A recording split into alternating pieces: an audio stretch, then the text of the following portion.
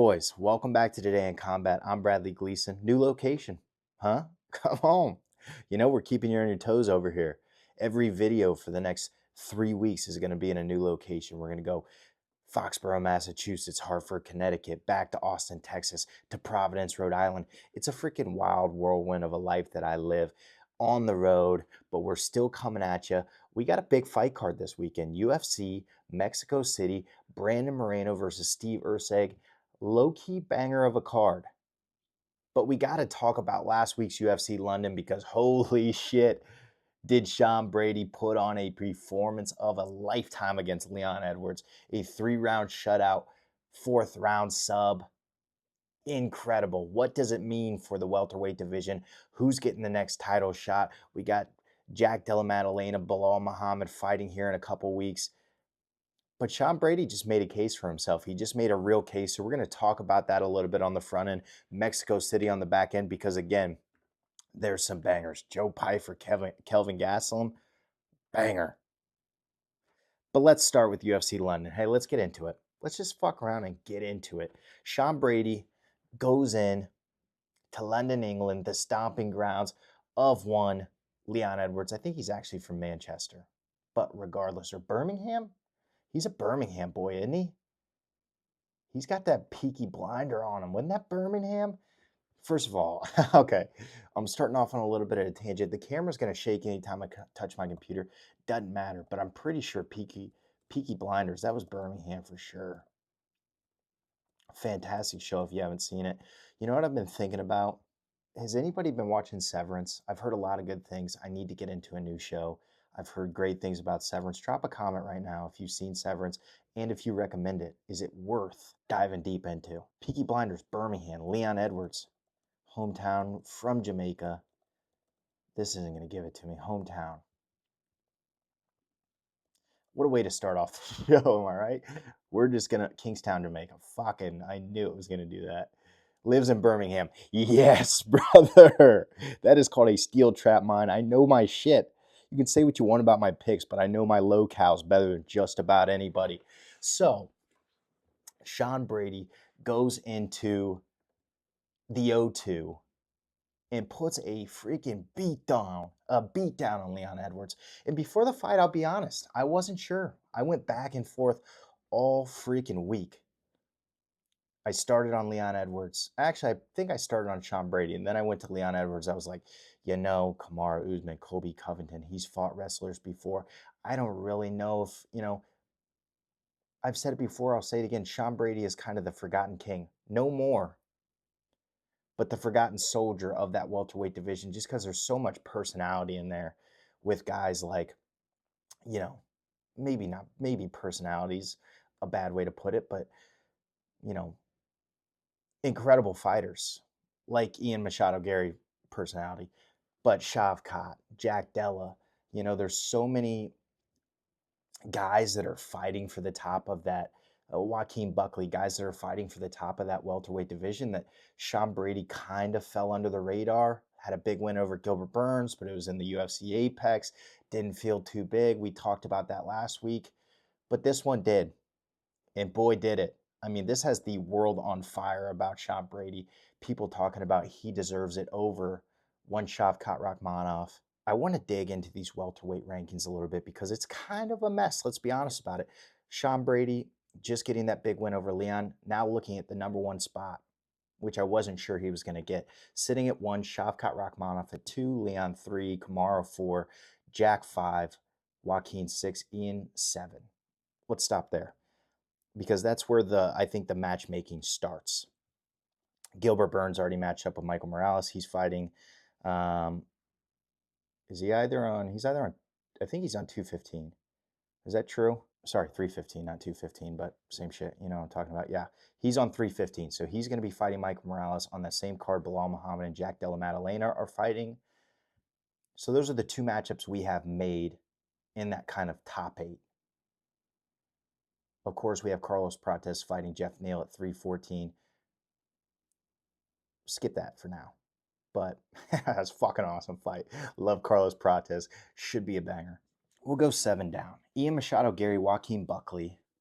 Kamaru Usman. I will say Kamaru Usman came out the other day and said that he, dude hasn't fought since October of 2023. Last fight was against Khamzat Chimaev. It's been a year, probably going to be pretty close to 2 years by the time that he actually gets something. He doesn't even have anything announced. So by the time he actually gets something on the books, I could see maybe International Fight Week or something like that. But he said he wants, in this order, Sean Brady, Shavkat, or Joaquin Buckley. Sean Brady, obviously, because he's the number one ranked in the division, and he feels like that gives him an immediate title shot. Same thing for Shavkat Rakhmonov. I feel like the thinking is the same there. And then fourth being Joaquin Buckley. I think that might be the most realistic for him. I'm kind of glad he threw that one out because, all due respect to Kamaru, longtime champ, fantastic, was a bad motherfucker. It's been too long, my man. It's been too long. Coming off of a loss, granted, short notice to Khamzat Chimaev in a competitive fight. I guess coming off of 2 losses. Before that was Leon Edwards. Coming off of 3 because he lost twice. It's on a 3-fight skid right now. So to throw him, has he earned it with title defenses and just being a certified badass? Sure. But that's kind of what the Khamzat fight, wasn't it? Wasn't it? Granted, it was up a weight class. Regardless, let's keep on track here. I feel like that Kamaru Usman, Joaquin Buckley, that's a good matchup. Feels right for International Fight Week. It's going to be on the main card. That's a perfect, like, I don't know if they'll do double title, but that could be either co-main or one before it. That feels like a perfect fight for that card. Let's assume Shavkat is getting the next title shot. Let's just play that game. Because to Sean Brady's credit, he said in his post-fight, I'll do whatever the UFC wants. He kind of understands the weirdness at the top. Shavkat, obviously, with the injury. But it still feels like he's going to get the next shot. He did have the shot. He was supposed to fight Belal Muhammad. Belal had to pull out because of his toe, and then he ended up getting injured. But this should be him at 315. Let's be clear about that. It was supposed to be him at 315. Leon wasn't even supposed to fight Sean Brady. The whole fucking thing is a massive mess. But let's assume Shavkat's getting the next title shot. So we're just going to put him on hold. That leaves Sean Brady to fight either the loser of Belal Muhammad and Jack Della Maddalena. Love both those fights. Or Ian Machado Gary, which Sean wasn't really excited about. I heard that in the post-fight, one of his post-fight interviews with Ariel Helwani, I believe.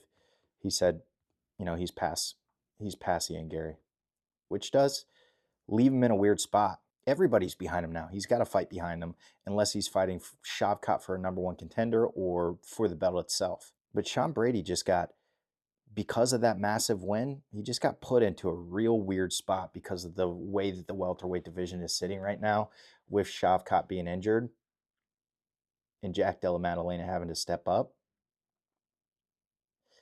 It feels like that Ian Gary fight is there, but also I love Ian Gary, Leon Edwards. That should be the next fight. Absolutely 100%.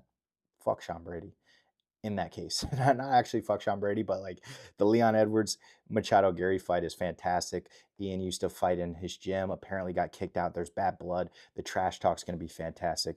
Leon is on a 2-fight losing streak, but Ian, in the same sense, lost his last fight too. So they're both coming off of losses.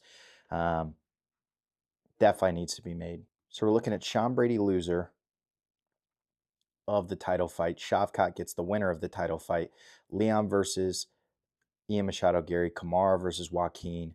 And that's everybody. That's our top 7. Gilbert's got a fight. That's a Colby. I think the Wonderboy fight, I don't know. Have they fought before? I think that hasn't happened before, but that feels like a good fight. Colby, obviously, it's just an old man fight. All due respect to both of them. That's the old man fight that we're looking for. Colby's not going to fight any more of these contenders. Just lost pretty badly to Joaquin Buckley. Lost before that to Leon Edwards.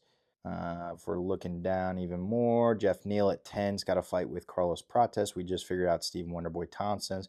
Michael Morales is going against Gilbert Burns. Leaves Vicente Luque and Michael Page at 14-15. They could fight for all I care. But more than likely, they're going to get contenders. I mean, Vicente Luque looked fantastic. Tale of two fights. He looked horrible against Joaquin Buckley. Maybe just a testament to Joaquin Buckley, but then looked fantastic against Garumbo, Themba Garumbo. So we'll see how much life Vicente has. I don't know if I'm completely sold on him being back yet, but we'll see how much life he has left. Obviously, last contender didn't fare, so. Holy shit. I just pushed a fart back up into my body right there. You ever get that sharp pain right in the groin from pushing a fart back up? That's what I just had, just to let you know. But not important. Not important. Just thought I'd let you in just in case you saw a little grimace there. That was me pushing a fart back into my body. Let's get on to UFC Fight Night Mexico City. Because a sleepy banger. Steve Erceg, Brandon Moreno. What a fantastic little fight we have. I mean, really is a fun fight. And similar to last week, I've been going kind of back and forth on who I think is going to win this one because they're both so goddamn good. I mean, the fun thing about the flyweight division is they're all so freaking well-rounded. I mean, you think about Steve Erceg and Brandon Moreno, you go, two high-level boxers. This is going to play out on the feet. Should be a fantastic, fun fight. But then you look at their resumes, and both have more submissions and KOs. I mean, Brandon Moreno's got 5 KOs, 11 subs. Steve Erceg's got 2 KOs, 6 subs. I mean, they're just that well-rounded. So I could even see some fun grappling exchanges in this. I mean, Steve Erceg shot on Pantoja. He's a wild fucking boy. He's a wild boy. And it's telling the fact that he's lost 2 straight. He lost to the champ in Alexander Pantoja, and then also lost to Kai Kara France. And he's getting the shot against Brandon Moreno, who's the number 2 ranked in the division. So it's telling what the UFC thinks of Steve Erceg, and he's just so fun to root for. Both these guys are just baby faces. I mean, Steve Erceg's got the office thing going for him, and Brandon Moreno is just the nicest guy you ever meet. I mean, truthfully, all-time nice guy, Brandon Moreno. But they've been a part of some fantastic fights. Brandon Moreno, of course, his big win over Amir Albazi in his last fight. Fantastic performance. Absolutely shut him out. I mean, got back to the dominance that we've kind of known Brandon Moreno for, but he had 2 tough losses before that. He had a split decision against Brandon Royval, and he had a split decision against Pantoja to lose the belt. So he's had some tough sledding, took a little bit of a break in between that one. No, he didn't. I remember he said he was going to take a break, but then now that I'm looking at it, he went February 24th, November 2nd. So maybe for Brandon Moreno took a little break, but really didn't take that much of a break. For whatever reason in my mind, I kind of, I'm looking at Steve Erceg and I go, God, you watch him fight, aside from the Kai Kara France fight. Of course, he just gets slept in the first round. But it wasn't really. Kai Kara France cracks. Dude's got 12 KOs. I mean, he cracks for a flyweight. So I don't know how much of that I'm holding against him. Maybe I'm just falling in love with Steve Erceg's personality and his face. He's got that Michael Scott to him that you just love to root for. But he is really fucking slick. He's slick. He's got a great long jab. But Brandon Moreno, we know he's got the chin of a champion. Notoriously hard to put out. It's been in some absolute freaking wars. Never really taken a back step. Did get dropped by Pantoja, but on the same point, Steve Erceg got knocked out by Kai Kara France. So I don't really see a knockout going down here. I see a lot of boxing, but we could see some grappling exchanges. I mean, Erceg's a wild boy. Dude shot against Pantoja in the 5th round in a fight that it was very closely contested. Was it the smartest thing to do? Clearly fucking not. But there's a case to be made that he could be the flyweight champion right now, truthfully. I mean, his fight with Pantoja before the Kai Kara France fight was so fucking razor thin. It was razor thin, and the weird round in that one, unanimous decision on the scorecards, but they were in Brazil. Not that really matters. Surprised no judges gave him the 3rd round. That was the round that he, if we're just judging damage, which of course we've been told is the most important thing, Steve Erceg gave Pantoja a nasty cut on the top of his head, really bothered him. It was a close round, competitive. I think Pantoja actually edged him out on the strikes. Had a couple takedown attempts, nothing really stuck. but the damage was done by Steve Erceg. Didn't get it on any judge's scorecard. But if you look at like the verdict, which is like fan voted, Steve Erceg won 3 rounds. So case to be made, he could be the flyweight champion right now. Obviously didn't happen. And then he goes out and gets knocked out his next fight. But right back in the mix against Brandon Moreno, and it should be a very, very fun fight. One little fun fact about Brandon Moreno: has fought in Mexico City 3 times. This will be his 4th. Never won. He's 0-2-1. Lost outright twice to Sergio Pettis and Brandon Royval, and then lost a split draw to Askar Askarov back in 2019. So I'm not saying probably means nothing. But if you're leaning on Steve Erceg, this is one that you can tell the boys. You'd be like, Brandon Moreno never won in Mexico City. He's cursed in Mexico City. Not his spot. That being said, feels like about time for a dub here, huh? In front of his hometown crowd. I know he's not from Mexico City, but the Tijuana zone, the country of Mexico, clearly rides behind Brandon Moreno. It would be fantastic if he got it done. But I got a feeling. I just have a feeling. I really do. Steve Erceg, sharp shooter. Long jab, throws good combinations. Does tend to get caught in some long combinations, but rolls well. Black belt. Has got a nasty overhand right.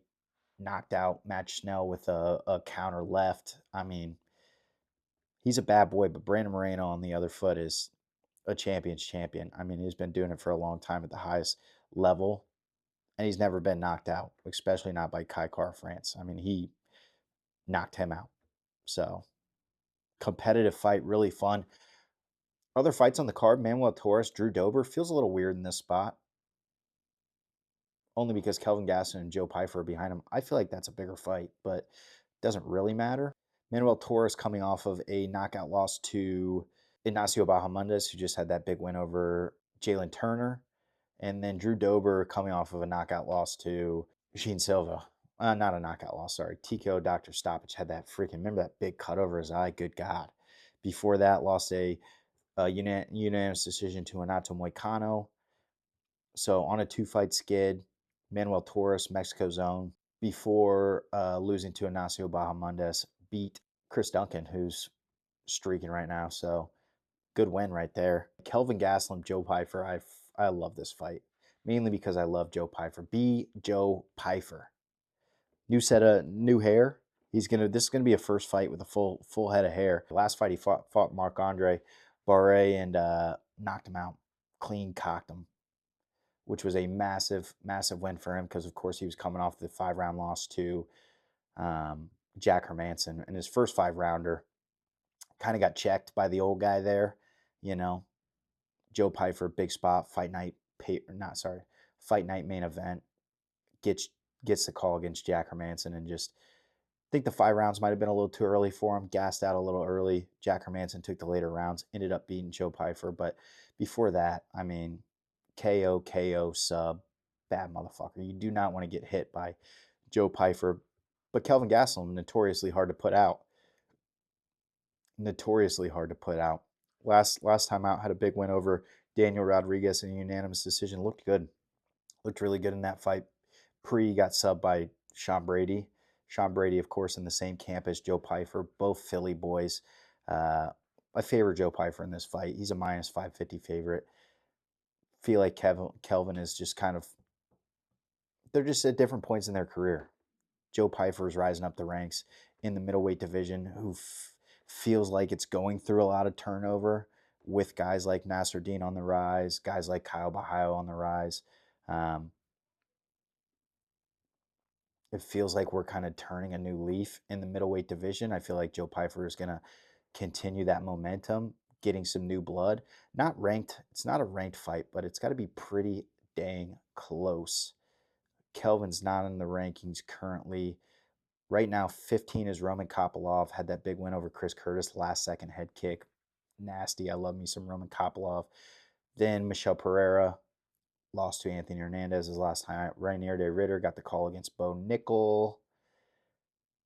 Marvin Vettori just lost to Roman Dolidze. But it feels like, I don't know if he'll get ranked off of this, but this feels like You know, if Roman Koppa lost 15, Kelvin Gastelum, Joe Pyfer is probably like 16, 17. It's a fringe ranking here. I wouldn't even be surprised if Joe wins this, if he gets ranked.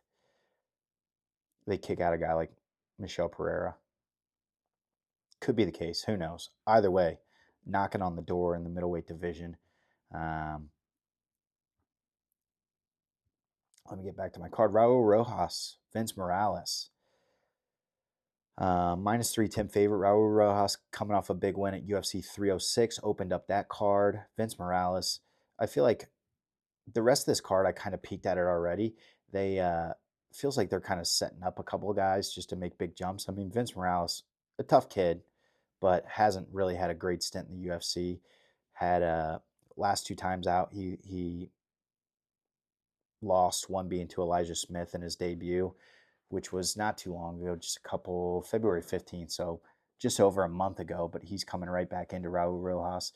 I'll say he's better on the ground than he is on the feet. Could be a tough fight. I mean, Raul's a young cat. You know, we saw him get checked by Christian Rodriguez, but has lost two. Vince Morales has lost two straight. Previous to that, he was not in the UFC. He was on a 5-fight win streak outside of the UFC. But prior to that, he was in the UFC where he went 3-5 in his first stint. I don't know if he got cut or exited, but went on a five win streak, got back into the UFC, and then has lost two straight. So it feels like they're setting up Raul Rojas for a dub here. Who knows? Could be tougher than expected.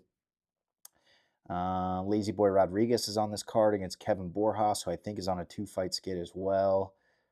Again, feels like they're kind of, 2 fights in the UFC, has lost both of them. Josh Van and Alessandro Costa, which two tough motherfuckers, so can't really blame them. Lazy Boy Rodriguez also on 306 was the last time out where he got that big win over Odie Osborne.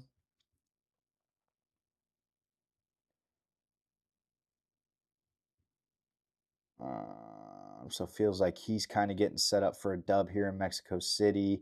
Edgar Charas, CJ Vergara. That's a fun fight. I feel like somebody's getting knocked out here, and I kind of think it's going to be CJ Vergara. He's been known to be a little bit more chinny. Edgar Charas, speaking of Josh Van, had that fantastic fight against Josh Van at 306 in the Sphere.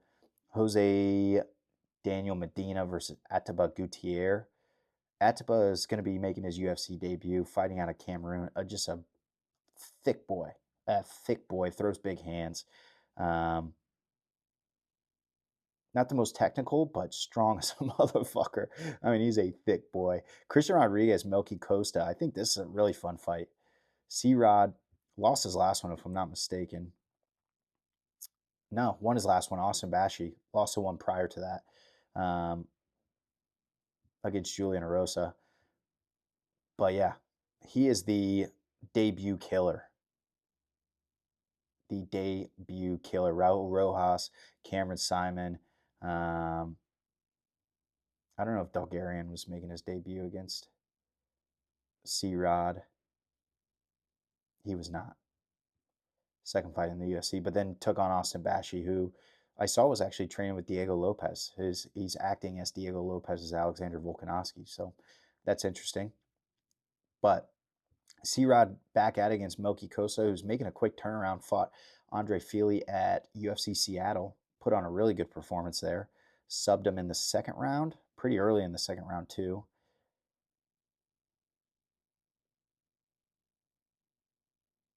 Am I completely fucking this up? He definitely, I'm looking at the UFC's website, and it's not showing Andre Fili, but I'm almost positive. Am I tweaking hard?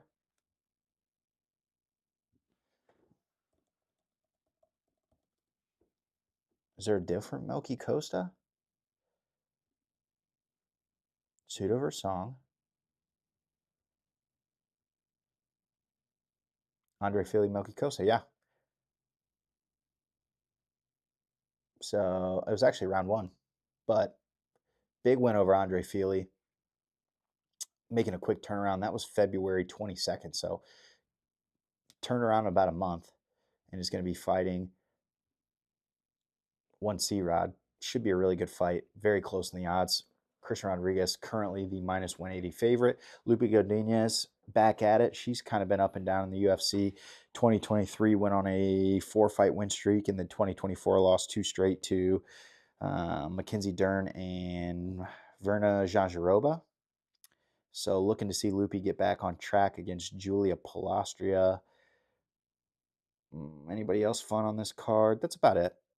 But solid card. A lot of Mexicans. I feel like a lot of young kind of risers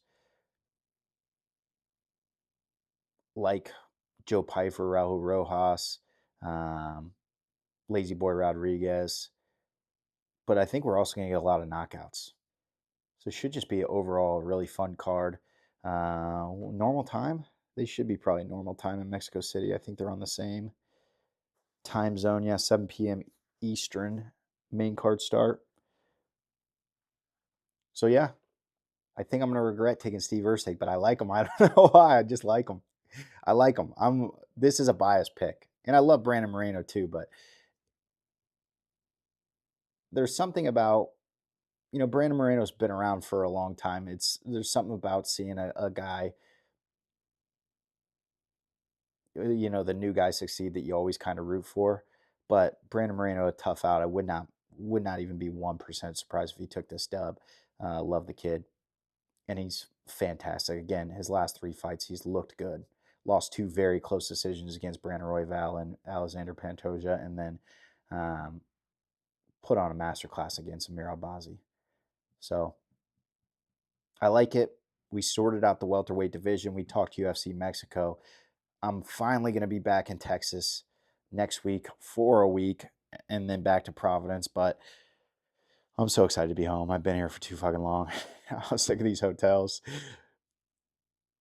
But that's Today in Combat. I'm Bradley Gleason. If you've watched this far, like the video, hit the subscribe button, drop a comment. It makes me feel good when I see a comment. I don't even care what you say.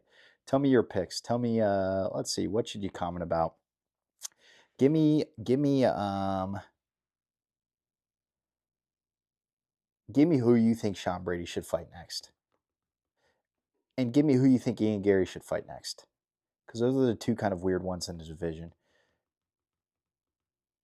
But peace, love. Thanks for watching. See you next week.